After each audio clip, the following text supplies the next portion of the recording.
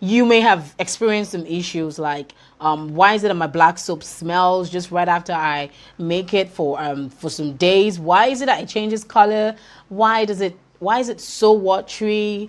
Why is it so drying? Yes, those are the issues. And it's because you're doing some things that you're not supposed to do. Yeah, this is the truth. You're not supposed to do some things. You're not supposed to add some ingredients in your black soap.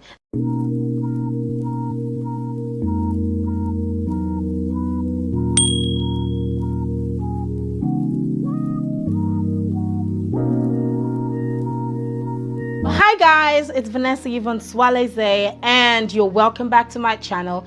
In case you just stopped by, or maybe you're stopping by for the first time, please just hit the subscribe button and then try to turn on your notification bell. Or in case, or maybe you don't know me, I'm Vanesa Yvonne Sualeze, a certified skin therapist, and there are like a whole lot of fun going on here.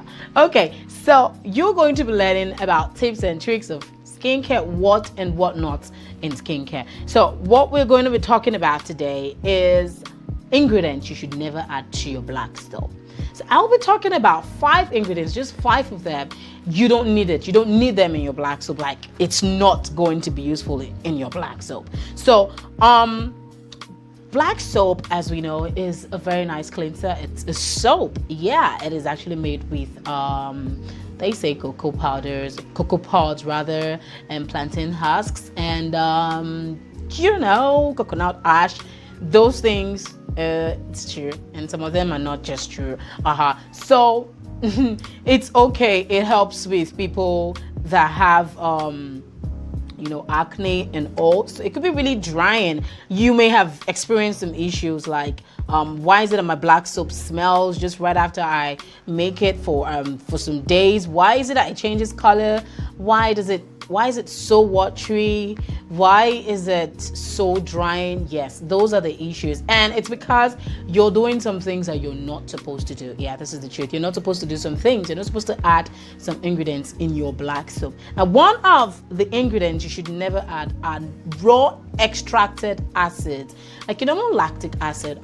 So they have their own extract from around 88% to about 90%. Yes, do not use like that range of acids in your soap. You may want to use it to adjust pH, but if your soap's pH is hidden 7, it's okay. It has its own natural pH level, so you don't want to also tamper with it, or else you're going to be damaging your skin even the more. So adding raw extracted forms of acids may pull down your soap. It may make it really watery and not nice on the skin. So adding those type of ingredients in your soap, number 1, might sink it. Number 2, might be so corrosive for use on your skin. So you don't want all that to happen on your skin. So if you want to use anything that has like a nice acid, let's say lactic acid, it's better you use a natural form of it, like powders. And we'll have like a whole lot of powders that have lactic acid in it. Lactic acid is just milk, so you can use milk, and you can use goat milk powder, you can use rice powder. I kind of like rice powder a whole lot, because rice powder gives that strong form of lactic acid to me. Yeah, and it also even helps with thickening of the soap. So just use rice powder or goat milk powder, any form of lactose, but don't use the raw extracted forms of the acid, like raw acids. Then if you want to use like glycolic, we have a natural form of glycolic, which comes in a very, very low percentage. We use it like on a daily, and that's like sugar. So sugar really helps your black soap to it boosts lather, it makes it foam really well. It also helps with exfoliation, and it gives it that replacement of glycolic acid in it. So do you understand? Are you blending like right now? Are you getting my point? So that's it for the first ingredient you should avoid adding to your black soap. Now the second one is adding just water. Plain water would only kind of like make your soap cool. It might act as a solvent or the diluent of whatever you're adding to your product, but adding just plain water might not really be good. So I kind of like always want to add some nutrients to my water. And what I do is I kind of like use purees, like papaya puree. I like to use the I like to extract this ones. I just make it look so liquidy so that it can, you know, act as a replacement for water. So pineapple is a very, very good one. Pineapple has water. You can also use watermelon. It is very, very good. This is a very beautiful tip that I am giving out right now. So pineapple as a whole really, really is nice. So if you want to use pineapple, then you have to, like, you know, just make or place a comment. Just drop down a comment below and tell me or ask me how you can use pineapple inside your black soap, and I will tell you, like, for real. So pineapple has lots and lots of skin benefits. Like, it has bromelain, which is a very, very, very good ingredient for your skin. It's a very, very, very good ingredient for your skin. Trust me, it will brighten your skin. It has a nice form of vitamin C, and it's just going to help repair or yeah, it will rejuvenate your skin cells and everything. I'm not joking. This is real.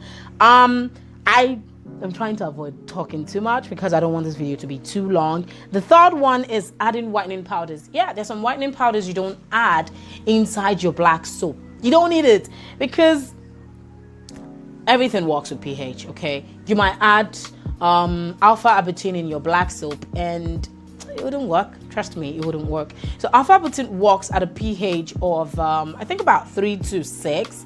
So you need, if you add alpha abitine, and it works from about a pH of 3 to 6, and then you have a black soap and the pH of the black soap is 7, it would not do the work. It's just useless there. You're not doing anything there. It's not doing anything. It's just, it may serve as a product selling point, but it's not doing anything. So don't waste your money, okay? Don't waste your money. Don't do that. Don't use those expensive whitening powders. I like kojic acid inside my soap because it kind of like withstands, you know, the process of it oxidizing. So if you want to know, or if you want to learn how to use kojic acid in your soap or your black soap, comment below and then I'm going to tell you how to do that. So that's the third, I guess. So the fourth one is adding tubes. A whole lot of people do this. It is wrong on all levels. There's no use. It's of no use. A tube is an emulsion. It's an emulsified product. So if you're adding like an emulsified product inside your black soap, which is supposed to be a cleansing product, it wouldn't do anything. Like, it wouldn't work. It wouldn't do anything. Yeah. Don't use tubes. Don't use tubes, especially those tubes that have clobetasol proponate. It's of no use. It's stupidity to me. I'm sorry, no offense, but don't use tubes. Don't use tubes. Don't. It's annoying. No jokes. It is. Don't use tubes. Don't use tubes. It's just all shades of wrongs. Like, don't use tubes. Then number 5 is adding too much glycerin or glycerol, propylene glycol, all those stuffs. Any humectant you want to add, do not add too much of it.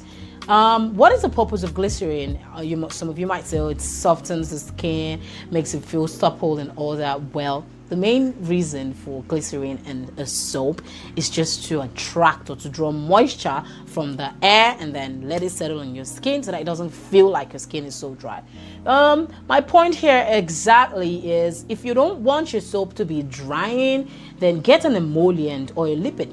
It's emollient and lipids are almost the same. So what you do is just get an emollient. An emollient could be your shea butter. I like using shea butter a whole lot because it helps with that moisture. It doesn't allow your black soap dry like in no time. So there's no need for you to use product or for you to use ingredients that are not going to be making sense in your soap. So glycerin should go for about the highest or the maximum you should use or you should do for glycerin should be 3%. And that's okay. It's just going to help to draw out moisture from the end and settle on your skin so that you might feel really hydrated. It doesn't really do anything. It's just for the marketing strategy, no jokes.